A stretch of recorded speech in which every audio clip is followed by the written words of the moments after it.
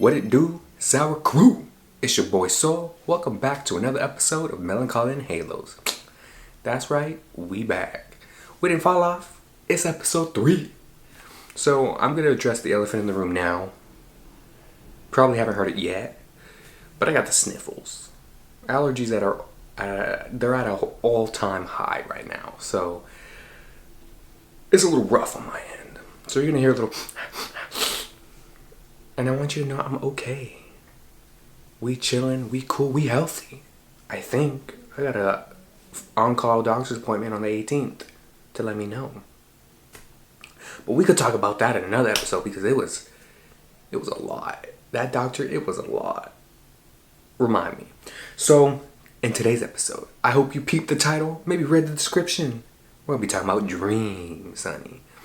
I thought it would be a really cool topic to go over dreams and analyze them and try to find out what are the meaning behind this phenomenon known as dreams. Let's get into this. What is dreaming, right? Or what do some classify dreaming as? Now, with my Google researching skills, I've come up with the answer. Meaning, I clicked the link and I copied what they said. Dreaming is non-essential when it comes to survival as a body, but is essential with regard to our development and evolution as metaphorical beings. Okay. Did you catch that? What is a metaphorical being? Derived from the Greek metaphysica, after the things of nature, referring to an idea, doctrine, or poised reality outside of human sense perception. As such, it is concerned with explaining the features of a reality that exists beyond the physical world in our immediate senses. So basically, dreaming is something that us as humans right now can't grasp in the physical, right? With the senses that we have. Dreaming is the communication between our conscious mind and our subconscious mind, helping people create wholeness. Clinical psychiatrist or psychotherapist Jeffrey Sumber says. Thank you, Jeffrey. Dreams are the bridge that allows movement back and forth between what we think we know and what we really know. Now, I personally like to believe that because it makes sense in my head.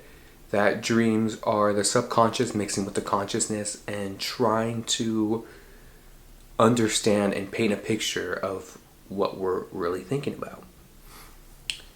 And dreams also give us a safe space to process said information. I think that's very important. If you want to really get down to the nitty-gritty of your dreams, tips would be 1. Record your dreams. 2. Identify how you were feeling in said dream. 3. Identify reoccurring thoughts in your dreams in daily life. 4. Consider all the elements of a dream. And that's what I did for you today. We're going to use my dreams as an example and a starting point into how to analyze these dreams, right? So to start off, I'm going to do with... Actually, something just came to mind right now. I was going to start off with dreams that happened years ago that they still mean something for me today, and I still remember bits and pieces of said dream, or like the overall concept. But it made me think about a dream that I had in the 3rd grade. And I remember this dream. And I remember it because I was running through a fucking, festival, through a circus. Getting chased by a clown. No. It, motherfucker. And that was before the movie was like reinvented. I mean like the OG It. Scary. Traumatizing, okay? In this dream, I am around the age of 9, maybe. Is that 3rd grade? Like 8 or 9. And I'm running with the homegirl. And we're getting chased down. And I still remember. I remember waking up. I remember the couch. I remember where I was at. I remember the surroundings. The smell, the sounds. So, a thing to note about me is that I have a pretty shit memory. And usually the only things that I can remember have strong emotional attachments to it. So if I wasn't feeling any type of way, I'm not going to remember. You know, oh, you talking about, oh, you remember when we went to the mall and we did this, that, and another? No. Remember when we went to the mall and I fucking ate shit? Yeah. I sure do. Because it had me dying. So I remember that shit. And I'm going to laugh about it today too. But anything else that doesn't have anything that evoked an emotion within me, I most likely do not remember. My bad. But still, I am now, okay, that was when I was about 8, 9. I'm 26 now, right? Time has passed. And with these dreams that we're going to be talking about in particular, these dreams happened about 5-ish years ago. And in between like about 5 to 6 years ago to now. So these dreams contain a person that I used to know, my late best friend. And the first dream I can remember is him visiting me coming back from a trip. Now, my best friend had went on a trip to Mexico, which is where his family lives, during winter break for school, back when we were in college. And when he had came back, he just popped up in my house. I was over there sleeping, enjoying my dreams, and he woke my ass up talking about, hey, I'm here. And I was like, what the fuck? I was super excited, right? I was like, what the fuck? Like, I didn't know you were coming. Like, what's it? And so he just like woke me up and we like talked for a bit, and then he was like, all right, I gotta go home. And I was like, okay, bye. And that was his arrival back from his trip. And then he ended up loving it so much, and he wanted it to be a recurring thing he did. He ended up going back for the summer of that same year. Well, I guess not year, because, winter and then it's a new year. But I think he had came back. Winter break ends in the beginning of the new year. So later that year, he had went, and a week before he was to come back, he passed away. And in his dream, he visited me just like he did the first time. And I personally had taken it as, he came to visit one last time. And it was very, very special for me and just invoked me with a bunch of warm feelings. It made me really think about the person that he was and how bright he shined, and how the person he was way before his time. I feel like he really would have fit in with the mindset that a lot of us youth have now, and I feel as though he really would have shined bright in the current atmosphere that we are living now, in terms of the way we treat people and the way we view equality and acceptance, and the way that we are fighting for equality and basic human rights. I feel as though his mindset was already there when we were 17. And that dream just brought all of that up and just made me think of all that. And it's something I think I'm always going to remember. And even outside of the dream, when he visited me that first time back in real life, it was all those feelings too. I'm just realizing that I think in the moment I didn't see it, but now looking back I can really see him for the person that he was. And I feel as though I still strongly remember those feelings that he invoked in me, because I'm still looking for that type of friend and those dynamics, that friend dynamic, and I'm looking for people that are similar in the way they think and act and behave, because it's something that I feel like I was always chasing as a child, and I finally experienced it with him. And him passing left a huge hole in my heart that I had a long, difficult time processing how to feel. And I feel like because I dealt with trying to figure out how to fill that hole in my heart for so many years, that those feelings and what I thought about or how that dream made me feel really cemented into my subconscious and really laid the foundation of how I would like to be treated by anyone I come into contact with and what I look for in my connections now. The next dream that I could think of was after this dream, and I was in a boarding school talking to like the headmaster or whatever, and we were talking and this and that, going along and walking past these really long hallways, and in one of the hallways I felt something, and I was like, it's him, Kitty. It's my late best friend. And I was like, yo, Kitty, and walking, down the hall, and then I stopped and I was like, no, you're not him. And I felt like this blackness is the only thing that conceptualized in my head was blackness. It ain't it. This ain't him. You gotta turn the fuck around. You gotta go. And I did exactly that, and I woke up. And to me, I think, dreams could be anything, but I think sometimes, you don't really know what's out there. And you can be that small probability that something that we as normal people don't understand, you get caught up in it. And I feel like something was trying to lure me, whatever that something was. If it be something in my own mind, if it be an outside force, was trying to lure my little happy ass in. But I caught that shit real motherfucking quick. I was like, you done tried it? It like gave me that feeling like, it's me. And then I had to like,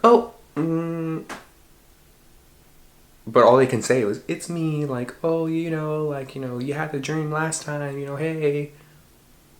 No. The next dream is one of the craziest dreams that I've ever had. This dream, I don't even know how to explain it. So, again, he shows up to my house like he did in real life the first time and like he did in my dream the second time. He shows up and I'm like, what the fuck? And he's like, yeah, I'm alive. Like, I had to fake my death. Like, some things happen. Like, don't worry about it. I'm here. What's up? Like, and I was like, what? And I think this is something that I had thought about previously. Like, he's not really dead, like, denial. Something happened. He's not really dead. He got mixed up into some bad shit. He's still alive. He's still there, right? And so he was like, yeah, I'm back, but I have to go do these things with my family. Like, I have to do a lot of things with them. This is not another. Keep in contact. I'll text you, whatever. And I was like, okay. Weeks went by. In real life, weeks went by. And I'm like, where is he? Like, why isn't he texting me? Why aren't we communicating? Like, this is weird. Like, we should be talking. Like, we've never not talked for this long before. Something's up. Something isn't right. Weeks in real life until it hit me one day. I was like, he's dead. Like, the dream, I don't know what it was about the dream, but it made me believe in real life for weeks that he was alive. And in the back of my head, I was just going along thinking he was going to hit me up soon. That was fucked up. That was something. I have no idea what that was. But it left me with this sort of comfort knowing that he was around. Even though we weren't in communication. Maybe some people would like to say and believe that he was actually around you, in spirit. For weeks. And I can't for the life of me remember what I was doing around that time, but I don't think it was anything significant. But the amount of comfort that I felt thinking he was still alive was immense. And I think made me realize that I still do yearn, did I say it? Not yarn, but yearn for him. I still yearn for his presence and his guidance and his love. And that I think I'm still uncomfortable without it.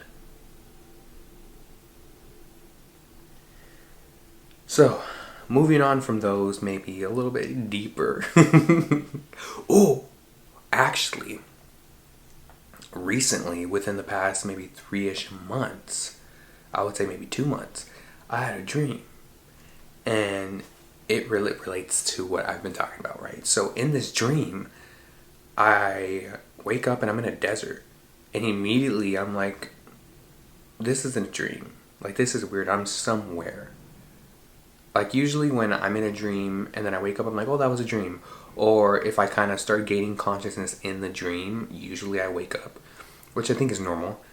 And in this one, I was like, no, I am physically somewhere and this isn't a dream and I'm not awake. I am somewhere, though. And it was just barren desert. I was getting like Palm Springs vibes, but it was just completely barren. And I saw like an old hippies van, like low-key like Scooby-Doo-ish, but more modernized and kind of rebuild for the modern age.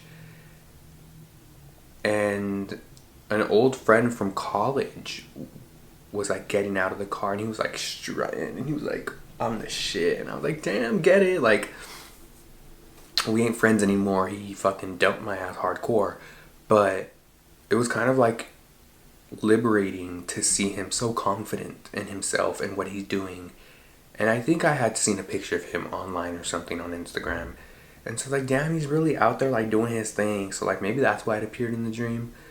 But he was with an old friend of his and they were like taking pictures and stuff and having a good time. And then that was kind of where I was standing. It was kind of like off to my right. And then, or my left, sorry, excuse me. And then I turned to my right and some distance off, there was like a little campsite.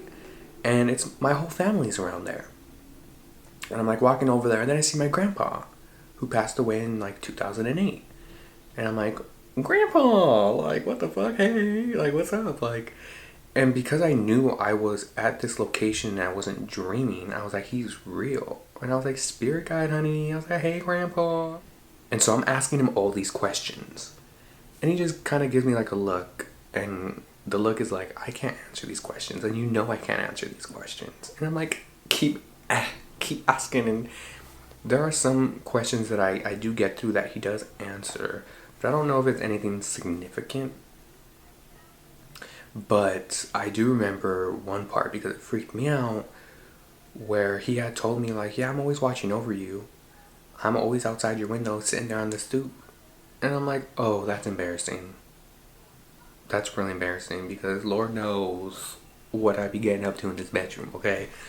And so if you look at my window, there is an establishment across from us, like right next to us, basically our neighbor.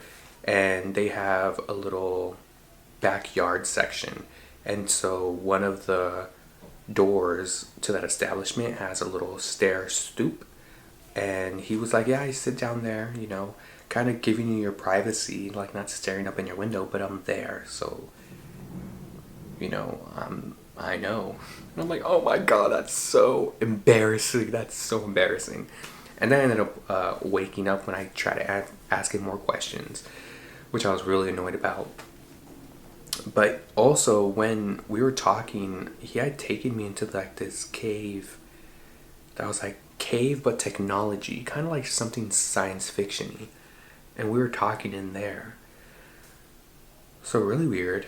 I also think that he was poking fun at me and like making fun of one of the things I was stressing out about my health. And I think within good reason, because I think, come to find out, it wasn't really something to be searching about or stressing about. I don't really know what it is yet, but I think everything's going to be fine. And I think he was pulling my leg, which I'm not happy about at all. Sounds like him though. So moving on from those dreams that were, I think, a little bit harder to interpret. Well, if you talk about like my late best friend, you're like, you miss him, you loved him, you know, he's no longer around. So that kind of makes sense. The grandpa one, that one was strange. Especially the feeling I got where I was like, I know I'm somewhere weird. There's also a dream that I would like to fit in here, because I feel like with my grandpa dream, I was aware. But I still didn't have control. Now, to make a long dream short, I was at my brother's house and I was running from something, and I ended up running on top of his roof. And at that point, I had thought like, wait a minute, none of this is making sense. This isn't like real. I'm dreaming. And then I've always thought like in real life, whenever I'm dreaming, I'm just going to blast off like into the sky and I'm going to start flying and stuff and everything. That'd be cool. So I like went and I pushed my hands down. So I'm standing straight, right? I push my hands like if I'm taking all the force and energy from my hands and I'm pushing downwards, as that's going to project me into the air and like lift me off. I think kind of like how Iron Man does it. I'm not a big superhero fan, so I'm not really too sure, but I think that's it. And I would like fizzled and hovered over the ground. And I'm like, what the fuck? I can't do it? Like, this is the motherfucking dream. Yes, I can. And I kept trying and I couldn't get off the fucking ground. And then I woke up. I'm still really annoyed about that till this day.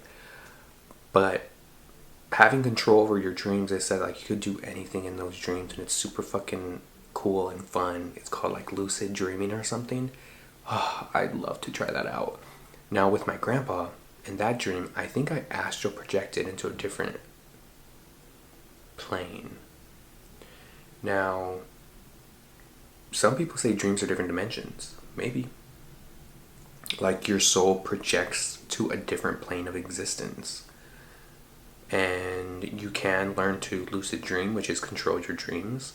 And you can learn to astral project, which is to project your consciousness, which people say is your soul, I guess, and go places with that, which I think is really fucking dope.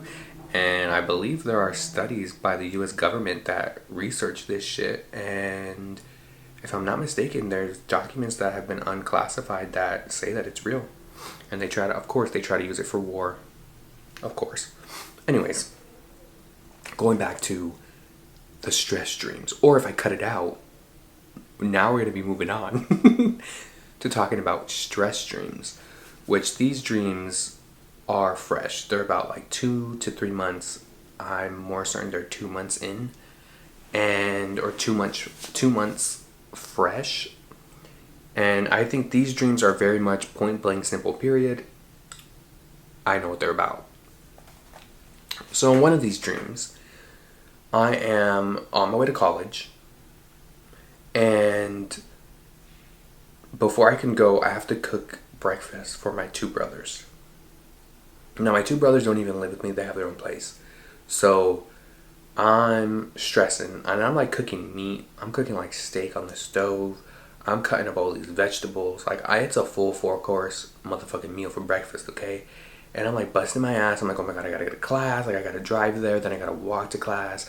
Like, driving there. Listen, don't judge me. I don't drive on the freeway, okay? Fuck you. I don't want to hear it. So it takes me like 40 minutes to get to school. 45 minutes, okay? And then like 15 minutes to walk. And let's not talk about like finding parking and shit, right? So that's a good like hour and 30 motherfucking minutes it's gonna take me to get to class. And so I'm stressing out, and he over here talking about, oh, we forgot some of the things we need. I'm like, you gotta be fucking kidding me. So then we have to go to the market. So the next thing you know, we're in the parking lot of the market. I'm getting out of the car, and there's a whole ass motherfucking mattress hanging off the car. And I'm like, what the fuck is this? And he was like, well, we're taking the extra mattress you have, so I put it on top of the car. We're going to the fucking grocery store and then we're driving back to the house. Why would you put the fucking mattress on the car now? You dumb fucking idiot.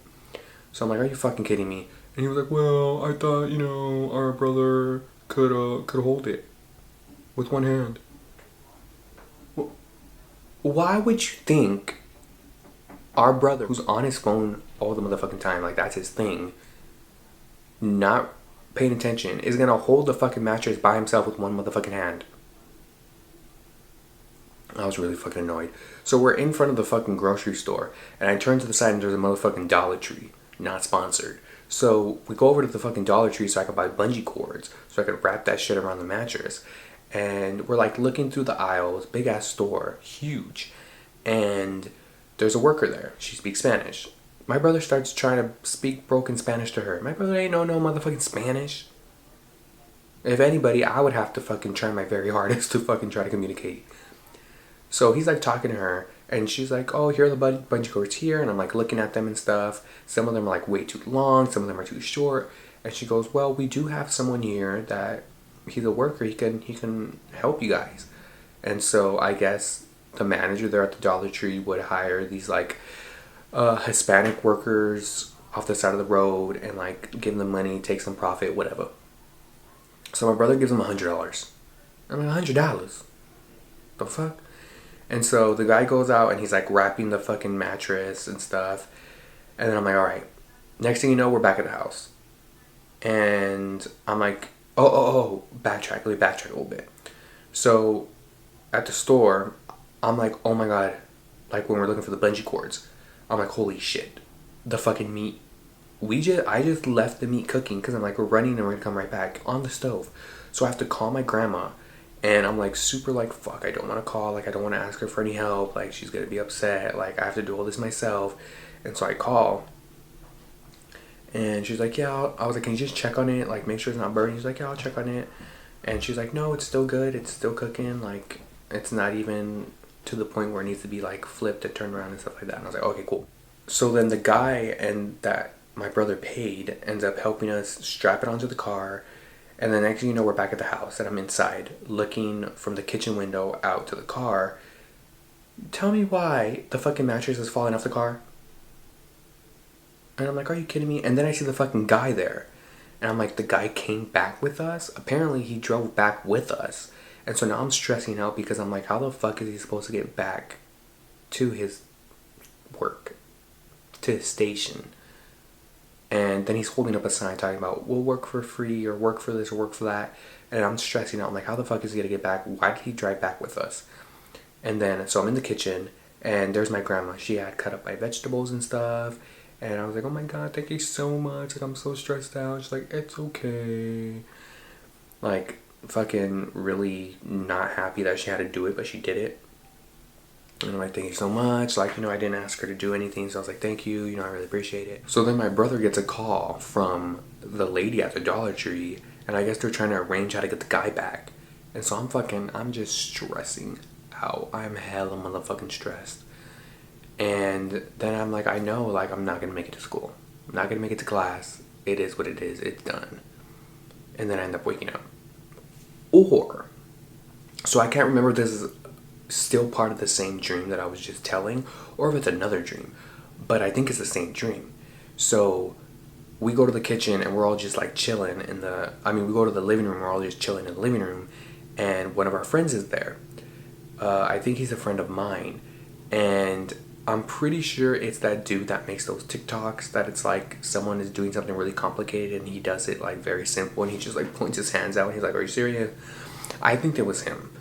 So he's like sitting there and he's telling us how somebody stole his credit card and spent like, I think $40,000 to $50,000, and he had to like sue to get that money back.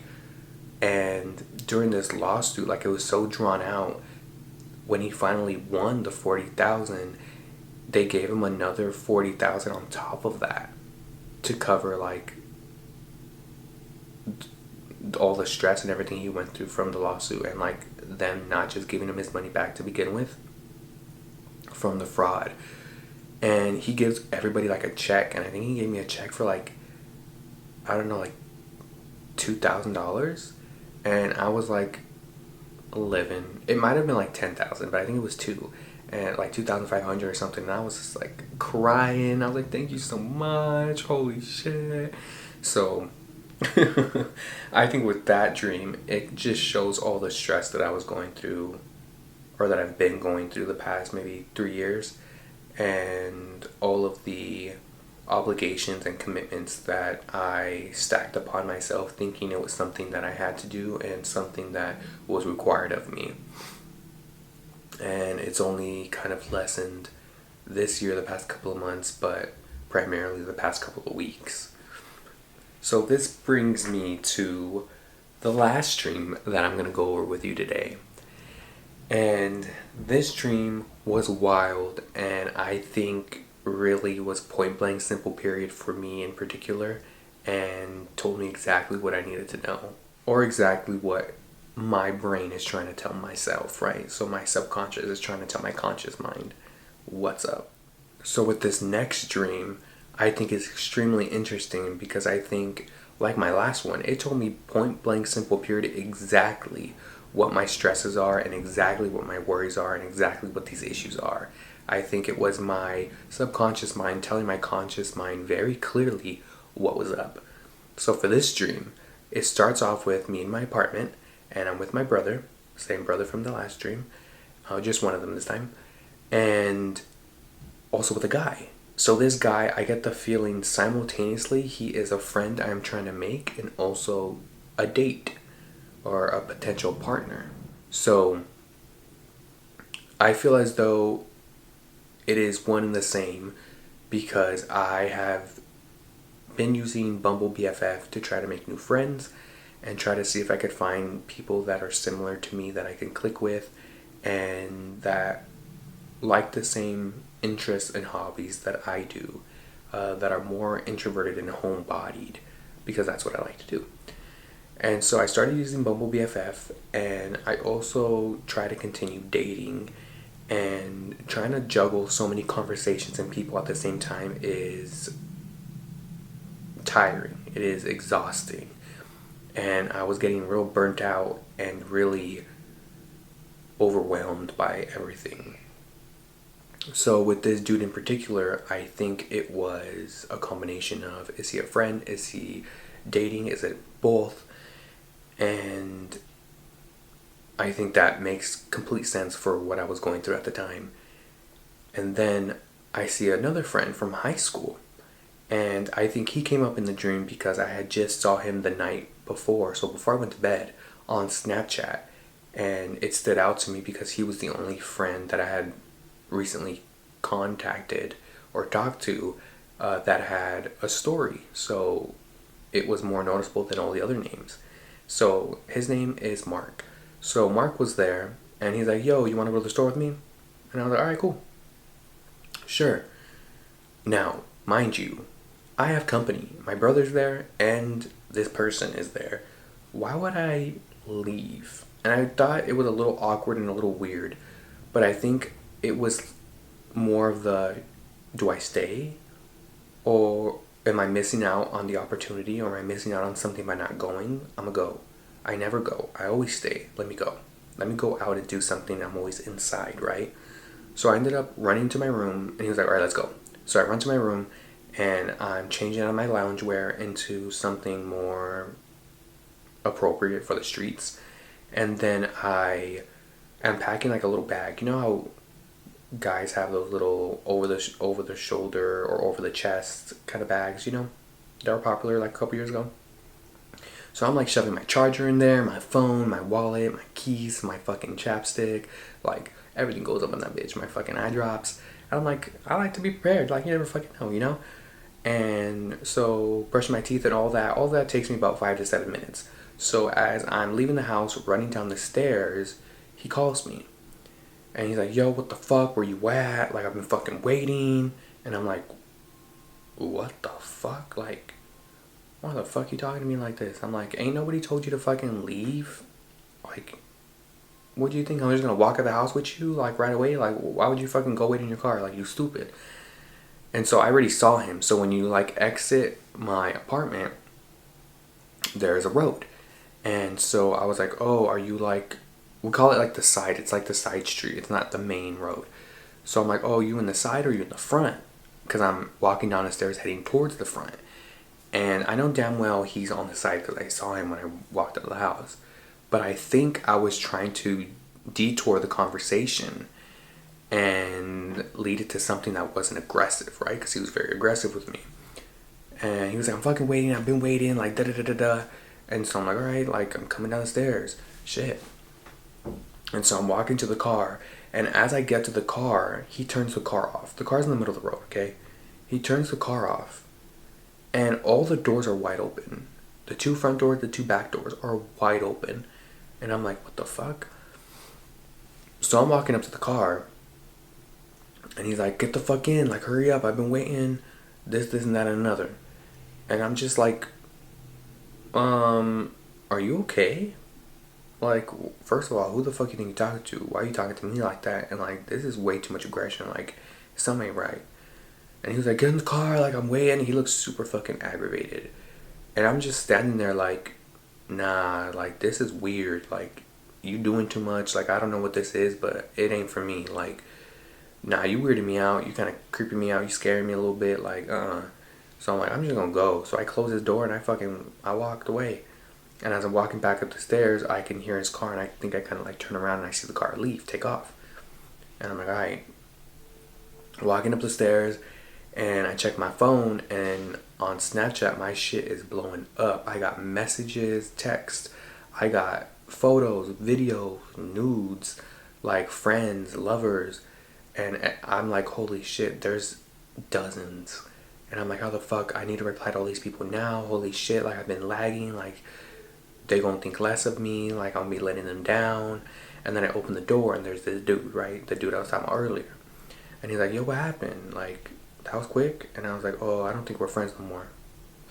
So, let me pause that there. So me rushing and feeling like I'm always rushing, a given, right?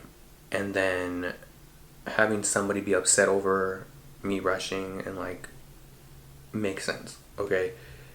Now, with this dude yelling at me to get in the car and weirdly turning his car off as I'm approaching the car, like, he has his car on for those 5 to 7 minutes that I was getting ready, and then he decided to turn it off when I'm reaching the car.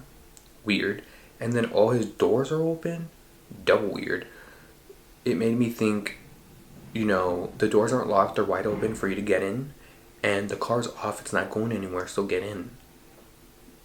But I didn't want to. And weirdly enough, during that time, I wasn't anxious. There was no anxiety. There was no fight or flight mode activated. I was cool, calm, and collected, which is not something that is normal for me. If someone's getting aggressive with me, I'm gonna feel like I gotta get aggressive back. Like, I gotta defend myself because I'm gonna get hurt. So that was a little odd for me, and I recognized that in the dream while I was dreaming. And I think it more so came down to me setting up boundaries. No, I'm not getting in the fucking car with you. No, I don't know why you're talking to me like this. I don't care that everything is open for me and waiting for me. I'm not gonna do it. And I didn't, and I walked away, and I felt really proud of myself as I was walking away. I was like, hell yeah, I set up that motherfucking boundary. Like, look at me, let's go. And so I think that's what that entailed, and it's something that still stands out to me months later, and it's still something that I think about, and still something I'm proud about, even though that was in my dream and not in real life, because I feel like I'm barely starting to understand what boundaries are and how to set them and how beneficial they are to be set. And this is all very, very recent for me. So as I'm walking up the stairs and I'm looking at my phone and feeling super overwhelmed, that's again very apparent to my real life. Trying to make these friends and trying to date at the same time and trying to be attentive to everybody, and it's just not possible or feasible. And then now I'm like with the phone, and then I have this guy in real life, and it makes me think that I get maybe a little bit too attached to the phone and attached to the attention that I'm getting, that I will ignore people in my real life to continue to get that attention, because it's like instant gratification. So I think that's what that was telling me. And so I end up thinking, you know what? I wish I could go back and like do something different. Like, who the fuck you think he was talking to? Like, I was too calm. And all of a sudden, I'm back. And I'm walking to the car. And I'm like, step the fuck up. Step the fuck up or back the fuck up, because you got me all the way fucked up. Like, let's go. I can't fight. Okay? I get a little bit aggressive in my tone and shit, but I'm not a fighter. And I'm a little scrawny little boy, okay? Pause. I'm a little scrawny little man, and I could barely lift any kind of pound. I could barely lift myself.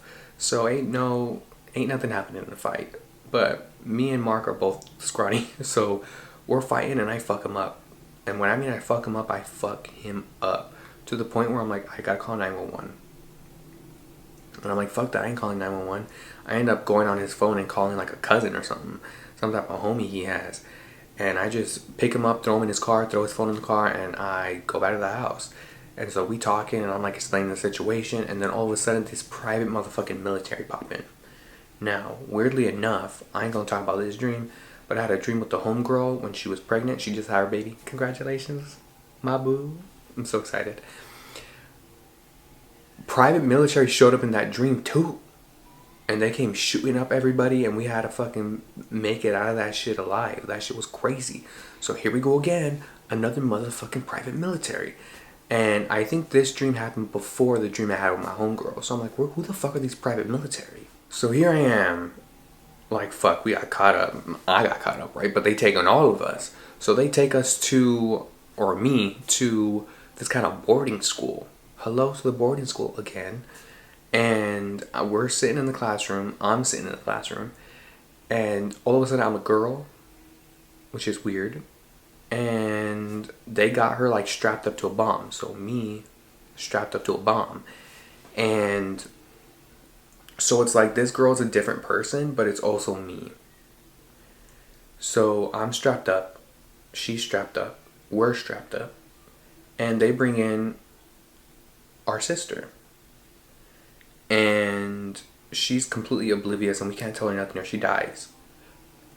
And she's on the phone, and it's like the bomb is voice activated, so something that she does on the phone or something that she says will activate it off. It's like some type of tick, right? And it's something they know she's gonna do. But if we say something to our sister, then we die. We both die. Little did we know, because I'm like the narrator, I'm all knowing. Little did we know, we're both gonna die anyways. The bomb is gonna kill us both. So I myself end up calling us, me as the girl, and I'm like doing a bunch of voice activated things to keep the bomb from going off. And I'm like, dude, don't worry, we got this. And then all of a sudden, this brown skinned, lengthy man or woman with really tight, curly black hair, but like tight as in like it's all kept together and like not really an afro, because the curls are they're loose and they bounce, but like everything keeps, its shape, its form, its uniform. And they're in this like purplish blue suit, and they're coming up and they're doing voice commands, and they're like, we're gonna get you out of here. And they get us out. We're running, right? We run from the class, we make it out, and it's me again, just me. And I'm running down the stairs, and then I bump into my friend Jay. And so me and Jay were running, and Jay's a really close friend of mine. So we're running, and then I see the principal. She's walking. And then I see teacher. He's walking. And I know if they see us, we're done. But what we can do to try to get away is always keep our back to them so they don't see our faces, so they think we're students. So we're running, me and Jay. And these stairs, it's like a labyrinth. A bunch of dead ends, a bunch of stairs that just go to nowhere, and it's like stair upon stair upon stairs. And you could kind of like, so the stairs don't have like the railing is like a wall. You know what I'm talking about? Like, it's like a brick or rock wall, but it's not anything that's too tall, so you could like jump over them. And so we're like jumping over them, trying to maneuver past them, but no matter where we go, they're walking towards us, right? So we're running and we hit a fucking dead end. And so the principal, the female principal, is coming after us. And I'm like, great, she's gonna catch us.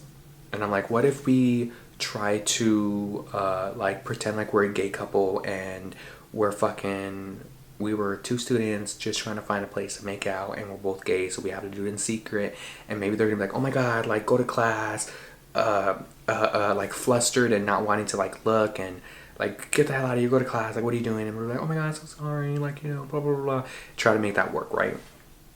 So I have my back against the dead end, facing the entrance where the principal's gonna come in, but Jay is standing in front of me, right? So she could only see the back of Jay. And so we start making out, and then the principal shows up, and I'm like, I'm having my doubts. I'm like, I don't know if this plan is gonna work. And then I'm like, yo, I wish I could fucking go through walls. And the next thing you know, I'm on the other side of the wall. No action required, I'm just there. So we can pause it. Sorry, did you hear my cat? There's a lot of things with noise going on today, and I'm hoping this ain't a fucking bus. Like, everybody and their mamas want to fucking do gardening work, and fucking, I think there's even more construction for our apartment going on outside, so there's a lot of that. My cat want to fucking scream her fucking tail off. But anyways, so pausing the dream there, I'm thinking, first of all, I have no idea about the classroom. Maybe that's just more added stress, because I have a lifetime of stress involving school. And no idea, like, maybe I'm spending too much time on my phone, you know, with the dating apps, and trying to make friends over the phone. So the phone and the bombs and stuff and voice activated, maybe it's just stress over that. The running and stuff, the maze, the labyrinth, I think that has to do with stress. But what I found really, really interesting was with my friend who is straight, talking about let's make out for this plan to work. It made me think about in real life, it really made me notice that the sexual experiences or times that I've had all had an ulterior motive attached to it. An ulterior motive. So we could get more into that in another episode if you'd like. Just let me know. But I feel as though all of my experiences or times have always been, I just want to know what it's like. I just want this experience to be done and over with. I want to get it out of the way. Or I want this person's attention and I know how to get this attention. Or I feel obligated to do so because of X, Y, and Z. But I feel as though none of my times have been completely relaxed and go with the flow and it just happened kind of times. And that really made me like, whoa, like do a double take, and really made me reevaluate what I'm doing sexually and in my love life. And it hit hard. And now, you know, post 2 months or whenever that dream was, I've really taken a step back and evaluated myself, and I'm trying my best not to think with a desperate mind when I know like something is in my reach and I can and will reach for it and grab it. That sometimes things aren't just not worth it. And really look into myself and trust myself and really go with what I actually want rather than what is readily available for me. It's been harder said than done, but I think I'm doing pretty well. And to continue the dream, I'm on the other side of the wall, right? And I start climbing this really big tree. And in the tree, there's a really big branch that I can make my way across to and kind of reach safer grounds. But this tree is entangled with a Greek-Roman sculpture, statue.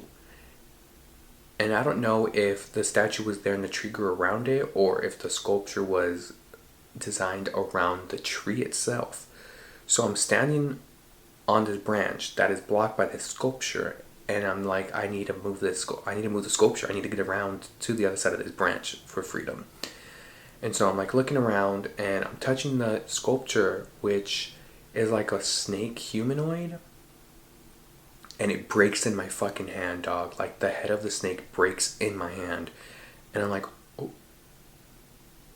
Weirdly enough, it's light, like almost weightless, kind of like styrofoam. And I'm just like squatting there like, holy shit, what do I do with this fucking piece? And I look below me, and there's a beautiful lake, and I want to just throw it in the lake, chuck it in the lake. But I look across the lake, and I'm right across the huge ass like boarding school. And I'm like, all right, if I fucking throw this down there, it's gonna make noise in the water, and everyone's gonna look at me from the school, and I'm gonna get caught. So I slowly just kind of place it leaning up against the statue and trying to figure out what to do when everything starts to fall. The tree, the statue, everything falls apart, and everything starts falling very slowly, very calmly, kind of like if it was being levitated and brought down by like a psychic power. And as am I. I'm just being gently placed down on the ground. And bitch, I book it. Ain't no second thoughts from me. I'm getting the fuck out of there. And in front of me, oh, and all the while, I have a piece of the statue in my hand. So I think I might have picked it up, but I'm like running, and there's a group of people, and as I'm getting close to people, I notice that they're tourists and being led by a tour guide. So I'm like, all right, I could blend in here. And the statue that I had, which is light like styrofoam, starts to turn into like a putty clay. And I'm like, what the fuck? This is a little weird. So I'm with this group, and they're talking about aliens. And they're like, look at all these statues where the noses are broken off. It's because back, in our history, in our human history, aliens invaded and they went into the noses of us humans, and that's how they were able to infect us. So all of these statues with broken noses signify, and we're trying to warn us that that's how it happens. Now, I know this is coming from TikTok that I was watching before I went to sleep and had this dream. So I'm like, all right, this makes sense. And it was this beautiful sight of this like olden civilization, and it had this like beautiful pool of water that is like machine operated, that you can like turn off and the water goes away and it gets smaller, and then you turn it on and it becomes this like massive pool of water. And they were telling us how you have to be in bodies of water and away from land because the aliens don't do well in water, and that's the only way we're going to survive. So that's why this olden civilization had it. As they're talking, alarm sirens start going off, and it's signifying that we're being invaded by aliens. And they're like, it's these aliens, like they're here. So the whole tour group jumps into this body of water, this big pool, and we all have like this clay now, right? And they're saying to put the clay over our noses because they can't, it's too dense, they won't be able to get in. So we have it over our noses, and since we're all in this pool of water, I was gonna say body of water, this pool, the water starts to get very cloudy with this clay, and all of our lotions and sunscreens and whatever we're wearing, it's murking the water. It's becoming very murky, and the water was crystal clear, which surprised me because it's from an old civilization, yet this water is still so beautiful, crystal fucking clear. And now it's all murky, and the instructor is telling us how to survive, and that we need to stick together as a human race, that we're all that we have left, put aside our differences because we have to survive as a species. And as he's saying this, there's this guy next to me, this chubby dude, really obnoxious and loud and annoying, right? And at first I was like chilling, and then after a while he started to annoy me, and I think he started to annoy everyone else as well. So everyone just started ignoring him and kind of like turning a blind eye, kind of like shut the fuck up, like we don't want to deal with you. As the instructor is talking, he starts explaining how we need to stay together, and he's like, keep a special eye out for the loud ones. And that got my attention. And I was like, the loud ones. The loud, obnoxious people usually tend to get outcast because they annoy people. And when they're outcast, they tend to go off on their own and want to do things on their own, and they're lonely, and they're more susceptible to being overtaken by aliens. And I'm like, holy shit, the loud dude. I turn over to my right where he was at. He's not there. I happen to look down in the murky water, and I could barely see him. He's floating in the fucking water, sinking. His face is extremely pale, super purple around his eyes. And I was like, holy shit, everybody ignored this dude for a short amount of time, and he drowned. I don't know how the fuck he drowned, but he drowned. So I lift him to the water, grab his arm, I pull him up, and I start fucking... I'm like, dude, like, does anyone know CPR? I'm like, does anyone know CPR? Does anyone know CPR? And I'm talking in a very calm voice, which also is surprising to me. And I'm talking calmly because I don't want to scare everybody. And I'm thinking no one can hear me because everyone was ignoring him, right? And so I'm like trying to do CPR, not knowing how to do anything. And I yell it, does anyone know CPR? Does anyone know CPR, right? And then they're like, no, like, no, we don't, like, no one knows CPR, like, and I realized they were all staring the entire time, like they knew what was happening when I thought they didn't. And I'm like, fuck it, I'm just gonna have to try to do mouth to mouth. And as I'm like trying this CPR before the mouth to mouth, he's talking to me, and he's like, yo, bro, I swear to God, yo, bro, it's cool. Just let me go. Just let me die. Like, you tried your best. Like, it is what it is, dog. I swear. And I'm like, nah, like, you're spitting out water. You're starting to talk. And even through this, I'm like, this is kind of odd. It's a little weird, right?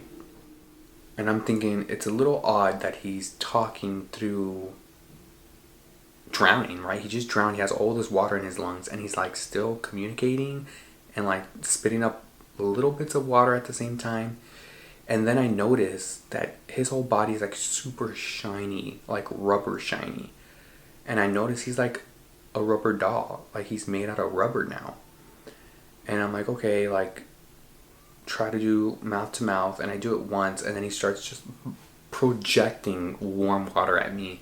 And I have to like turn my face because it's like hitting me in the chest and bouncing in my face. And like, this is fucking really fucking disgusting. Ugh. And he survives. And I'm like, he's alive, like, you did it, like, but then something just doesn't feel right to me. He sits into, like, a lawn chair. Of course, there's a lawn chair at this fucking ancient-ass pool. And he's, like, this rubber person. And I don't know what instinctively, I don't know if, like, we were like, yeah, people aren't supposed to be made of rubber, or what it was, but the minute he's fucking sat down, all the humans got into the pool. And all the humans kind of floated to the center of the pool, and we were like, he's fucking infected. And then I woke up. So, with that, I don't know if it was kind of like, I'm trying to save him. He's like, let me go. Like, you don't need to save me. So, I'm trying to do everything, and I'm doing too much that people don't even expect me nor want me to do. Maybe COVID, like, he got infected so fucking quickly while we were all together in the midst of all of this. Like, how did the alien get there? Like, so maybe that had something to do with it. In the dream, and even after the dream, I kept thinking Little Nas X when thinking about the Roman or Greek sculptures. So I'm not too sure if in that Montreal where he's like sliding down the fucking pole to hell, that there's something to do with Greek sculptures or something there. But I kept thinking that, and I have no idea about the rubber doll thing. No clue where the rubber comes in and why it was bad, but yeah, that's my dreams. And I feel like analyzing them. Sorry, I'm like looking down at my notes because I wrote down everything about that dream and like what I thought it meant. So let me just do a little run through so that I can know. When I was in the labyrinth of stairs and the male teacher and the female principal were following me, I think that could have, and wherever I went, they were following me, kind of like a video game. So like what I thought that represented was no matter where or what I try to do, I feel like my problems follow me everywhere and they're always on my tail. When I had wished that I could go through walls and all of a sudden I was across the wall, I think that had to do with manifestation. Manifestation can be powerful, honey. Let's do this. Let's manifest that this podcast is going to be something, that I'm going to be something, that these ventures are going to take me somewhere great. And then with the drowning, I think drowning is a very popular thing in dreams, and it could signify feeling like you're basically drowning. In my case, in stress and whatnot. Dreams are extremely fascinating to me. I have no idea what their purpose is, but when I was younger, I used to think it was for training. Like you would go into your dreams to train and do things that you couldn't do in the physical. And I also do believe that it helps our subconscious mind process information for our conscious mind in a way that we're able to grasp and understand or find meaning in. Who knows what else it could be? I don't know. They are extremely fun to evaluate. I mean, they're fun when they're not scary, right? The scary dreams are like a little intense and too much, but I think these like weirdest dreams, the weird dreams you have, are really fun to kind of pick apart and evaluate and trying to figure out what the hell your brain was trying to tell you. And I think in particular for the past couple of months for me, my dreams have really helped me in my conscious mind and helped me come to a lot of conclusions that I feel like have really benefited my waking life. Well, that's it. Thank you so much for tuning in and listening to me talk about my dreams and how I interpreted them and why I think they mean what they mean. I'm actually extremely curious if anyone else has had a dream that has been engraved in their memory for a very specific reason. Like for me, when I was a child and I had that dream about the clown, still kind of freaks me out. Or, about my late best friend. Is there a specific dream that you've had and you only can remember a certain aspect of the dream and it's because of a very specific reason? And do you actually know what that reason means and what it entails? I would really like to know. Hit me up in the DMs in the comment section below. Or if you are on Spotify, what's up? Hit me up in the DMs. My name's Not Lemon on Instagram, Twitter. And you can hit me up in the comments if you're watching this YouTube video. Thank you guys for watching my third episode of Melancholia N Haloes. And I'll see you next time. Later, Sour Crew. Wapa!